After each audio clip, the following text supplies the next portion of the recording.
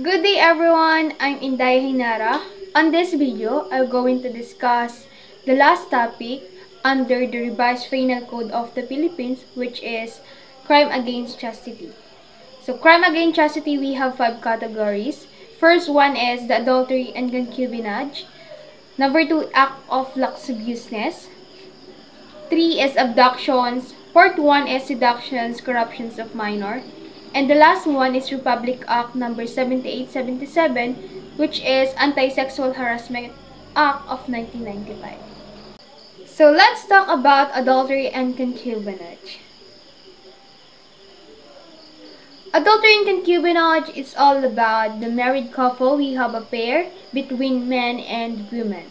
So let's talk first Article 33, which is adultery. Who are guilty of adultery?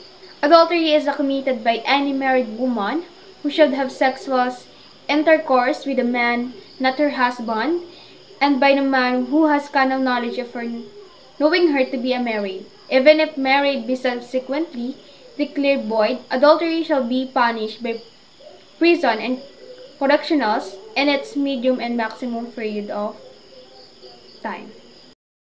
Adultery naman ay isinasampa kapag ang asawang babae ang nagkasala. Halimbawa na lamang si Juan at si Maria. Si Juan ay asawa si Maria. Ngunit nahalaman at nahuli ni Juan na si Maria pala ay mayroong kinakasabang ibang lalaki. Binabahay siya, nagkakaroon sexual intercourse at nakikita. Nalaman to ni Juan at dahil doon, gusto niya magsampa ng adultery sa kanyang asawa. Ngunit kailangan ng proof na katunayan talaga nagkakaroon ng sexual intercourse between kay Maria at sa lalaking kanyang kinakasama.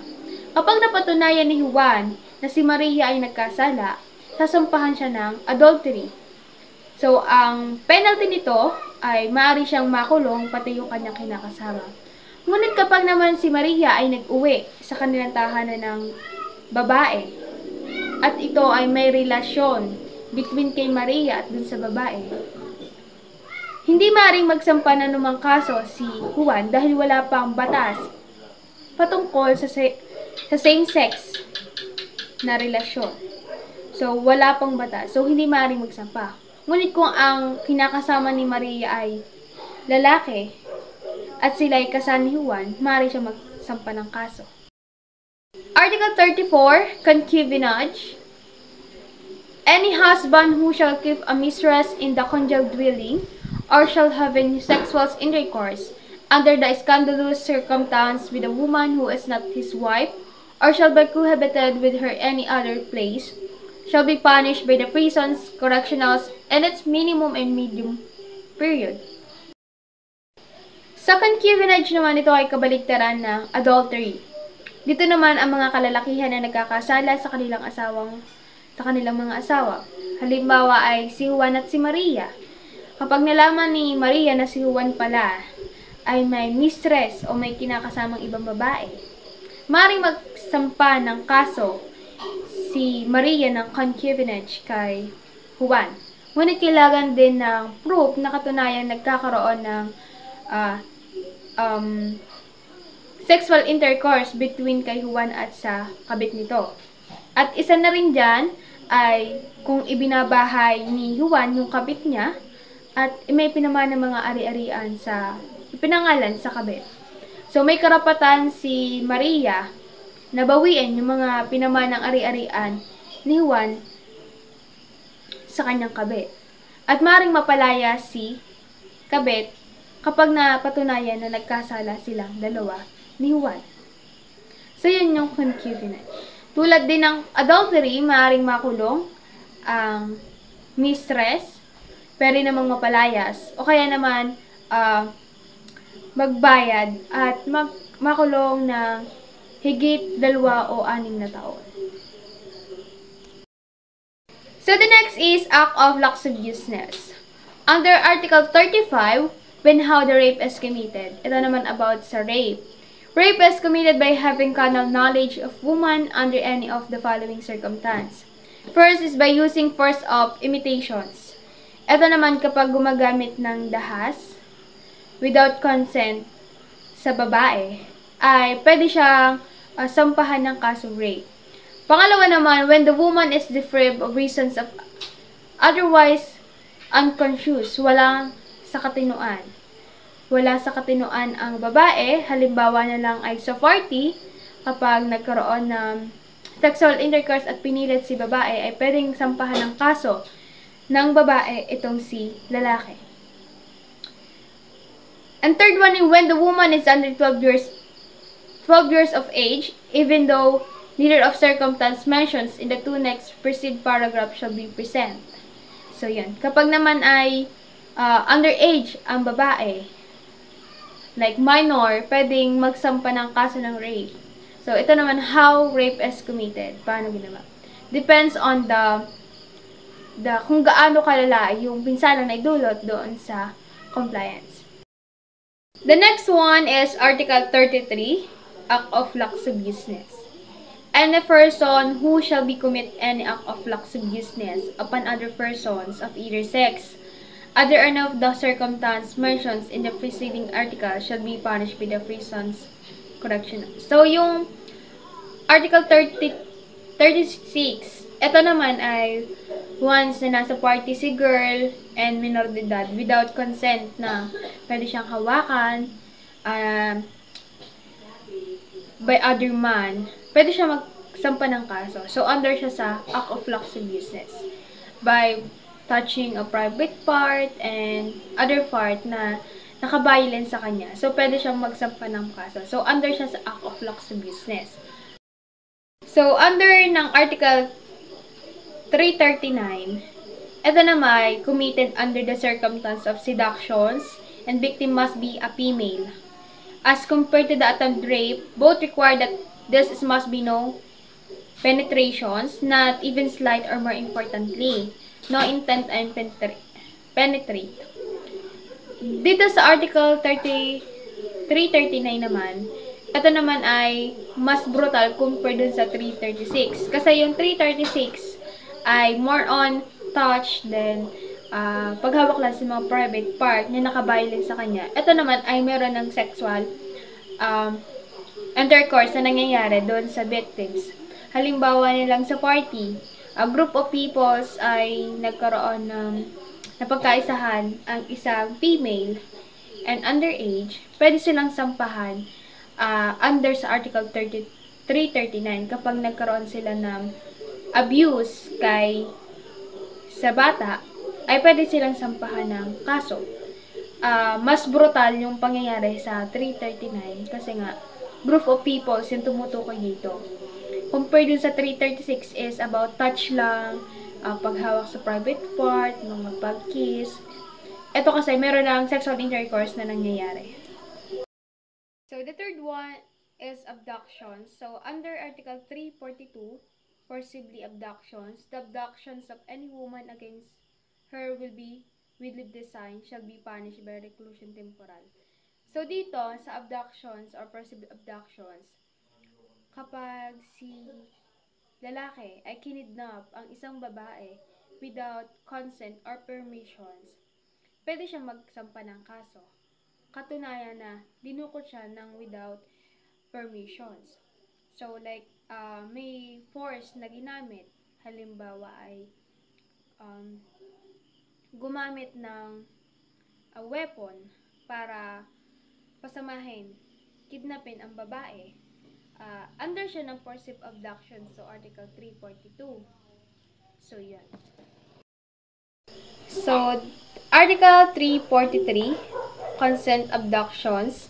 The abductions of a virgin over 12 years and under 18 years of age, carried out with her consent and with the lead design, shall be punished by the penalty of prisons correctionals in its minimum and medium period. So, ito naman ay kabaligtaran ng forcibly abduction. Sa Article 343 naman, may permissions dun sa babae na kinidnap. Halimbawa, si lalaki ay kusang sumama ang babae sa kanya, may consent doon sa victims. So, tinatawag siyang consent abductions kasi walang sapilitan o parsahang pamimilit na sumama. And because she is 12 years or under 18 year of age, minor pa lang, masasampahan pa rin siya ng kaso or pwede siyang makulong pa rin kasi penalty of prison correctionals of minimum of medium period lang din yung ipapataw sa kanya. Pero dahil nga underage yung babae, makukulong pa rin si lalaki. So the fourth one is seductions and corruptions of minors. So seductions, we have two parts, Article 337 and Article 338. So under Article 337 is qualified seduction. So the seductions of virgin over 12 years and under 18 years of age, committed by any persons in public authority, priest, home servant, domestic, guardian, teachers, or any persons who be in any capacity shall be entrusted with the locations of custody the woman, seduced shall be punished with the prison correctionals in a minimum of medium period. So, sa Article 337 naman, ito naman ay qualified seductions yung tawag kapag itinakas mo yung babae nang mayroong consent. Kumbaga ay pumayag siya na itakas ang babae at pinangako ang bibigyan ng ari-arian, ng lupa, ng mana, lahat ng pag-aari mabibigay sa kanya at pakakasalan.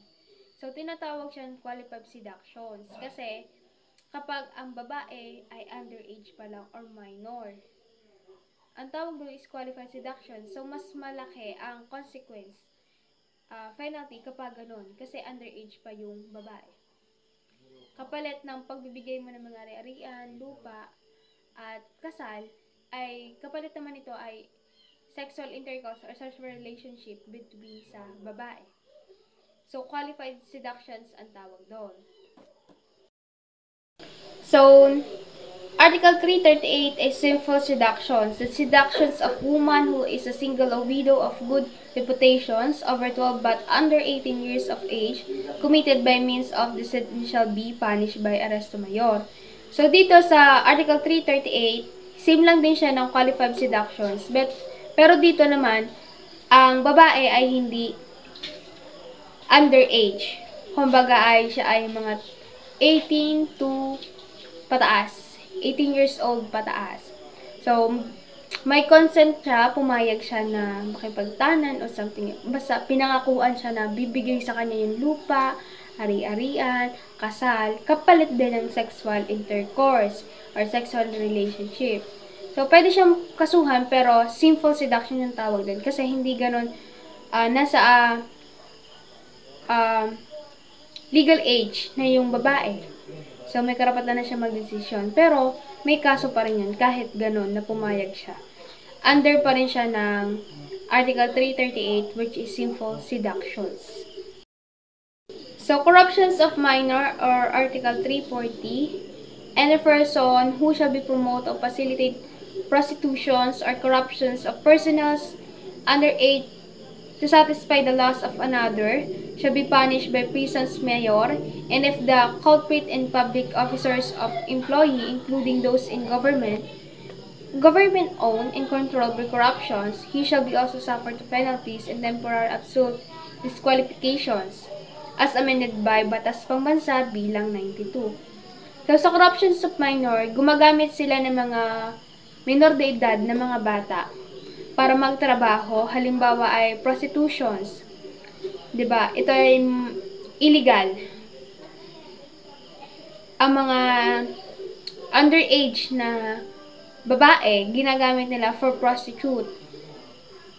Then halimbawa din ay yung mga may isang sindikato na hawak nila ay mga bata, then inuutusan nilang malimos sa tabing kalsada, then lahat ng kinita nila ay sa kanila mapapapunta. So, ang tawag corruptions of minor.